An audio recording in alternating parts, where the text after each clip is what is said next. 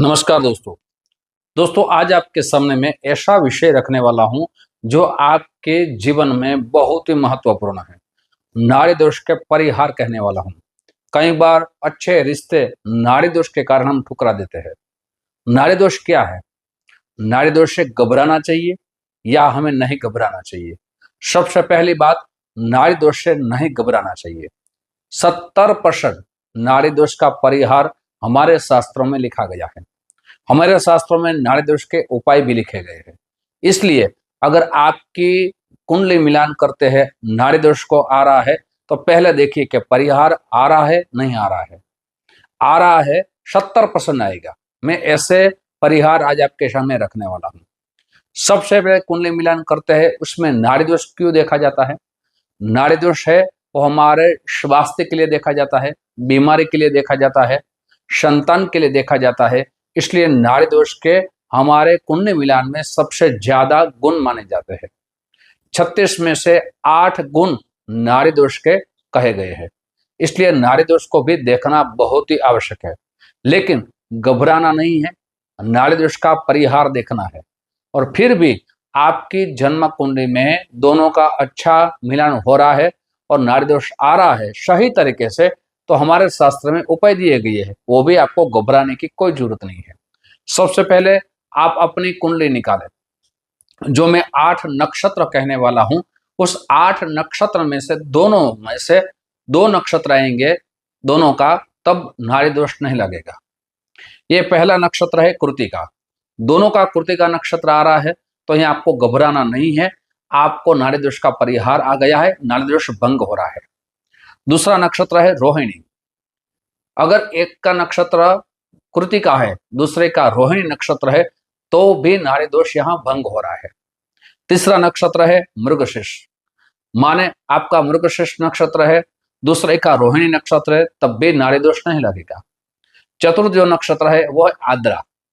आपकी कुंडली में आद्रा नक्षत्र आ रहा है, तो भी नाड़ी दोष नहीं लगेगा। दोनों का देखना है। फिर है पुष्य नक्षत्र। यहाँ पुष्य नक्षत्र आएगा, तब भी आपको घबराना नहीं है, नाड़ी दोष का परिहार आ रहा है। फिर है आश्लेषा, फिर है ज्येष्ठा, श्रवण, उत्तर भाद्रपद और रेवती। इनमें से जो मैंने नक्षत्रों की बात की है, दोनों में से अगर एक का नक्षत्र कोई भी आ रहा है, दोनों 8 नक्षत्र में से 2 नक्षत्र आ रहा है, तो नाड़ी दोष नहीं लगेगा। इसलिए आपको घबराने की कोई जरूरत नहीं है। अब मैं दूसरा परिहार दे रहा हूं, वो भी आप लिख लीजिए। कई बार हम देखते हैं, अगर कुंडली मिलान कंप्यूटर में करेंगे तो उसमें ये नक्षत्र की बात नहीं है। इसलिए आपको कंप्यूटर में कुंडली मिलान नहीं करनी है। किसी भी अच्छे पंडित जी की आपको सलाह लेनी है, तब भी आपको जो सलाह लेंगे तभी आपको अच्छी सलाह प्रदान करेंगे। अब दूसरा परिहार क्या लिखा गया है? अगर आपका नक्षत्र के एक नक्षत्र के 4 चरण होते हैं, उनमें से आपका नक्षत्र है उसका प्रथम चरण है और सामने वाले का नक्षत्र का दूसरा चरण है, तब भी यहां नाड़ी दोष नहीं लगता है। दोस्तों, मैंने नक्षत्र की बात की है, वो भी आपको देखना है। और तीसरा है, दोनों की राशि एक है और नक्षत्र अलग अलग है, तब भी यहां नाड़ी दोष नहीं लगता। फिर भी चतुर्थ जो कारण है, दोनों का नक्षत्र एक है।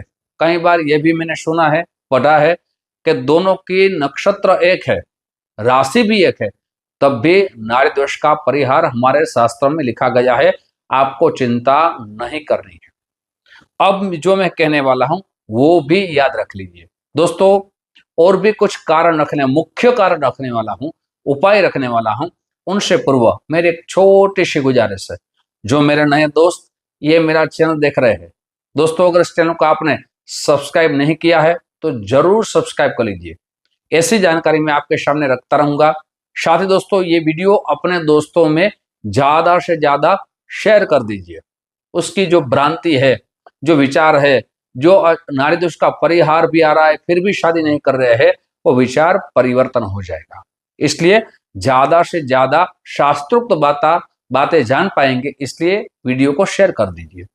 साथ ही दोस्तों, ये सारी बातें मैं नाड़ी दोष की बता रहा हूं, लेकिन बहुत से लोगों के हमें SMS आते हैं, कॉल आते हैं कि पंडित जी हमें अपनी जन्म कुंडली के बारे में जानने हैं, कौन से योगों के कारण हमारी जो दिक्कत है शादी में बढ़ जाती है, हमें अच्छी नौकरी नहीं मिलती है।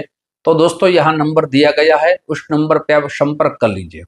संपर्क करने का समय है सुबह 10 बजे से दोपहर को 1 बजे तक है, शाम को 5 बजे से रात को 9 बजे तक है। ऑनलाइन आपको जन्म कुंडली दिखानी है तो आपको सबसे पहले आपका नाम भेजना होगा, जन्म डेट, जन्म समय, जन्म स्थल और सुनिश्चित दक्षिणा भेज देंगे। आपको समय दिया जाएगा, उस समय आप कॉल करेंगे, आपको पूरा बताया जाएगा।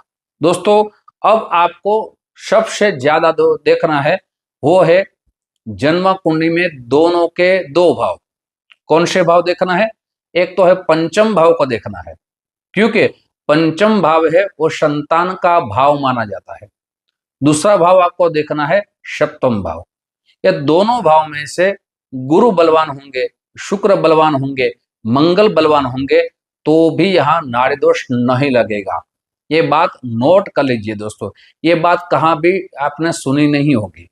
इसलिए मैं बार बार कहता हूं कि आपको कुंडली मिलान कंप्यूटर में नहीं करनी है, अच्छे पंडित जी के पास कुंडली मिलान करानी है, तभी आपकी सारी भ्रांति है, असत्य है, वो दूर होगा और आप शादी कर पाएंगे, अच्छा रिश्ता भी आपको प्राप्त रहेगा। साथ ही दोस्तों कई जगह ये भी देखना बहुत ही आवश्यक है, कुंडली मिलान में 9 मास कुंडली भी देखना बहुत ही आवश्यक है, इसलिए ये भी आपको याद रखना चाहिए। दूसरा परिहार दे रहा हूं दोस्तों, अगर आपकी कुंडली में दोनों के राशि के स्वामी एक आ रहे हैं तब भी ये नाड़ी दोष नहीं लगता है। कैसे?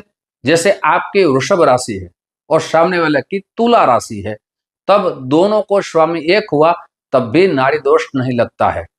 वैसे जैसे एक की राशि तुला है, दूसरे की वृषभ है, तब भी नाड़ी दोष नहीं लगेगा। आपके सामने मैंने यहाँ सारे परिहार रखे हैं, लेकिन कुंडली आप देखेंगे तभी आपको पता चलेगा, अच्छा रिश्ता नहीं जाएगा। घबराना नहीं है और उपाय दे रहा हूं। अगर आपके सही तरीके से नाड़ी दोष का कोई परिहार नहीं आ रहा है तो क्या उपाय करने चाहिए? 2 उपाय आपको अवश्य करने चाहिए।